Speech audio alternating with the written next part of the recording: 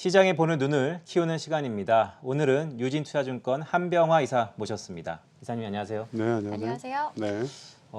한병화 이사님은 사실 여의도에서 그린 산업의 선구자 정도로 이제 인식이 되는 것 같습니다. 한병화 이사 그러면 그린 산업이 자연스럽게 떠올리는데요. 이사님이 생각하시는 그린 산업의 탈피 어떤 게 있을까요?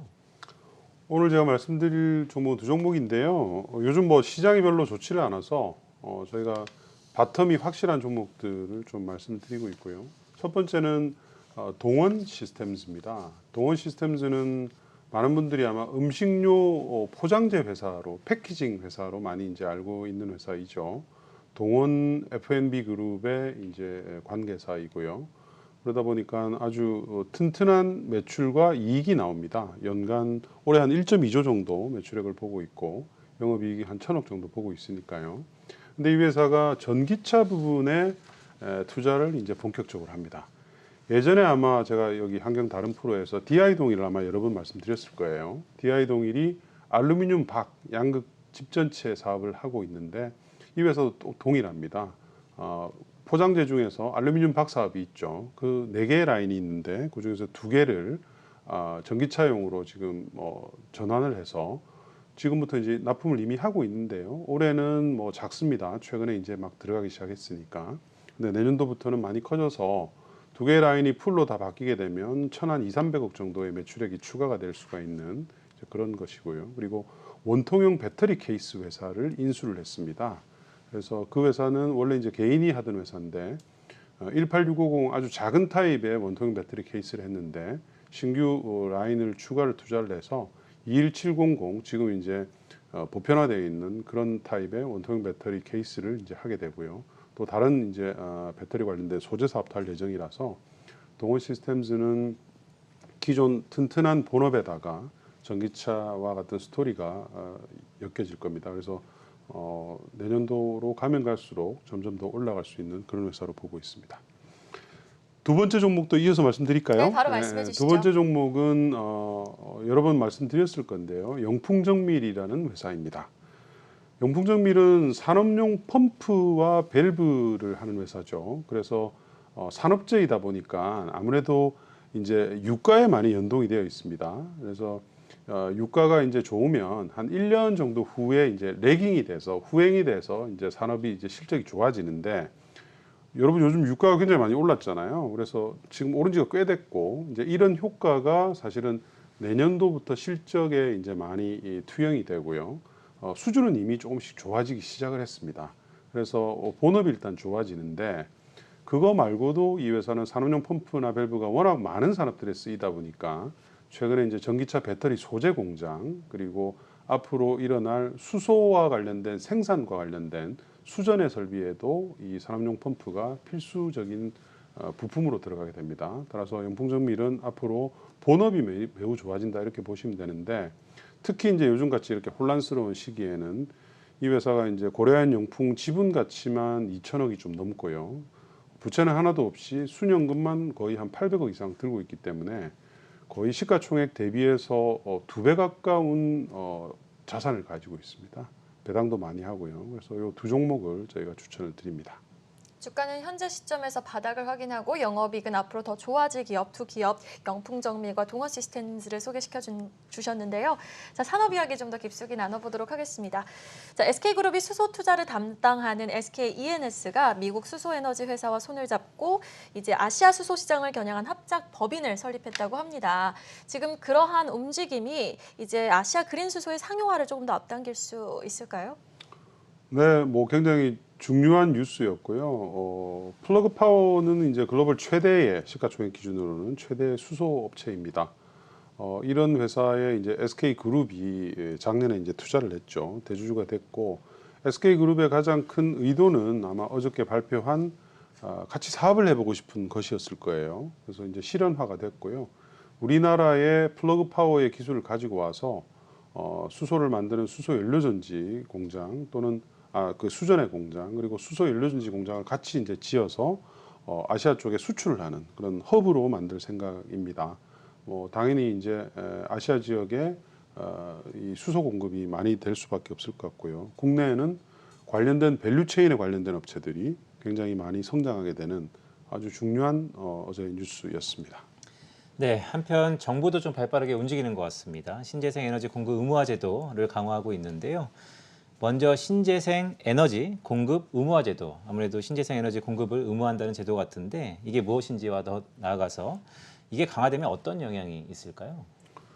말 그대로 RPS라는 제도는 일정 규모 이상의 설비를 가지고 있는 발전 회사들이 일정 부분을 의무화하는 겁니다. 재생에너지로 채우는 것인데 이게 이제 과거에는 10%가 상단이었어요.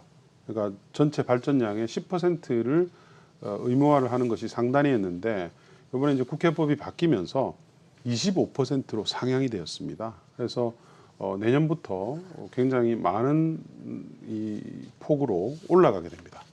당연히 이제 국내의 풍력 태양광 업체들이 수요가 많아지겠죠. 발전자 회사들이 비율을 올려야 되기 때문에 많은 풍력 태양광의 수요를 할 것으로 보이고 있고요. 특히 이제 의미가 있는 것은 그동안은 수소 연료전지 발전이죠. 그것도 신재생 에너지로 분류가 되어서 이 재생에너지 의무 비율에 포함이 돼 있었어요. 그러다 보니까 이제 발전 사업자들 입장에서는 굳이 풍력 태양광을 안 하고 수소 연료전지를 해도 됐었던 거거든요. 근데 내년부터는 이 수소 연료전지는 빠집니다.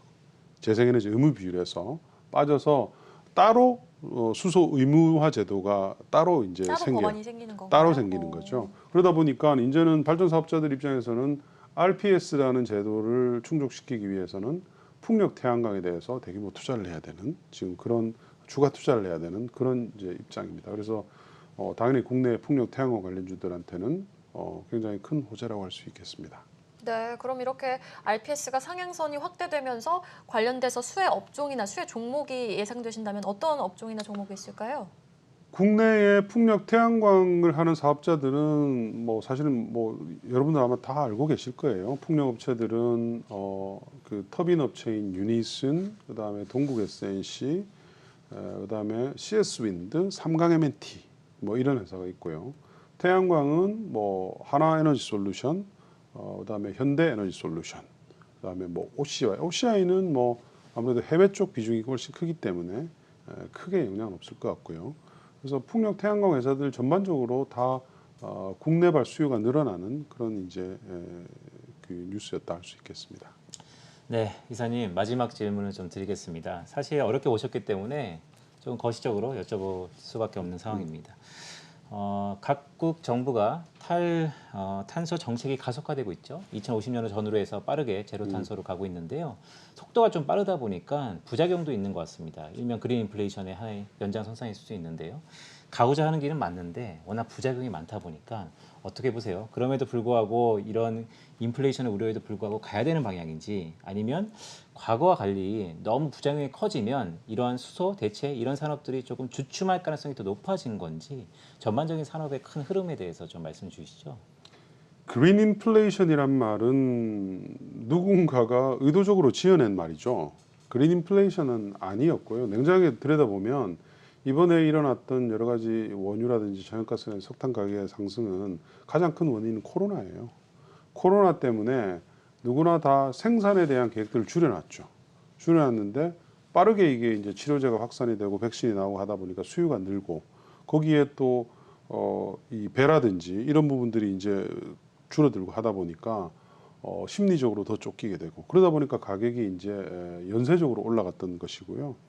지금 이제 어쨌든 코로나가 안정화 단계로 들어가고 있지 않습니까? 백신의 접종률은 올라가고 있고 경구용 치료제까지 나올 정도니까 그래서 저는 이런 부분들은 정상화될 것으로 보고 있고요. 일부 중국과 같은 케이스에서는 일부러 관리하는 케이스들이 있어요.